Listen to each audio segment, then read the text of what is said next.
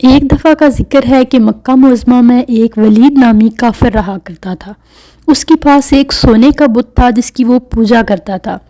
ایک دن اس نے دیکھا کہ اس بت میں حرکت پیدا ہوئی ہے اور وہ کہنے لگا، لوگو، محمد اللہ کا رسول نہیں ہے، اس کی تصدیق مت کرنا، معاذ اللہ۔ ولید بڑا خوش ہوا اور باہر نکل کر اپنے دوستوں سے کہا، مبارک ہو، آج میرا معبود بولا ہے اور صاف صاف اس نے کہا ہے کہ محمد اللہ کا رسول نہیں ہے۔ یہ سن کر لوگ اس کے گھر آئے اور دیکھا کیا واقعی اس کا بت یہ جملے دہرا رہا ہے۔ وہ لوگ بہت خوش ہوئے۔ دوسرے دن ایک عام اعلان کے ذریعے ولید کے گھر میں ایک بہت بڑا اجتماع ہو گیا تاکہ اس دن بھی وہ لوگ بت کے منہ سے وہی جملہ سنیں۔ جب بڑا اجتماع ہو گیا تو ان لوگوں نے حضرت محمد صلی اللہ علیہ وآلہ وسلم کو بھی دعوت دی تاکہ آپ خود تشریف لا کر بت کے منہ سے وہی جملے سن سکیں۔ چنانچہ حضرت محمد صلی اللہ علیہ وآلہ وسلم بھی تشریف لائے۔ جب نبی اکرم صلی اللہ علیہ وآلہ وسلم تشریف لائے تو بت بول اٹھا، اے مکہ والو، خوب جانو کہ محمد صلی اللہ علیہ وآلہ وسلم اللہ کے سچے رسول ہیں، ان کا ہر ارشاد سچا ہے، ان کا دین حق پر ہے، تم اور تمہارے بت جھوٹے ہیں، گمراہ اور گمراہ کرنے والے ہیں۔ اگر تم اس سچے رسول پر ایمان نہ لاؤ گے تو جہنم میں جاؤ گے، پس عقل مندی سے کام لو اور سچے رسول صلی اللہ علیہ وآلہ وسلم کی غلامی اختیار کر لو۔ بت کی یہ باتیں سن کر ولید بڑا گھبرا گیا۔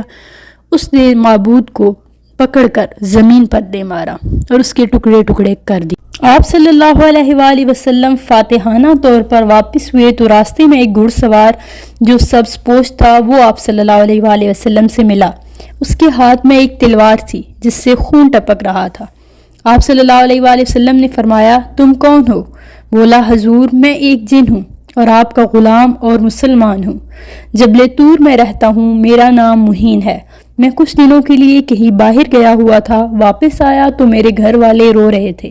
میں نے وجہ دریافت کی تو معلوم ہوا کہ ایک کافر جن جس کا نام مسافر تھا وہ مکہ میں آ کر ولید کی بت میں گھس کر آپ صلی اللہ علیہ وآلہ وسلم کے خلاف فضول گوئی کر گیا ہے، اور آج پھر وہ آ گیا ہے تاکہ بت میں گھس کر آپ کے متعلق بکواس کرے۔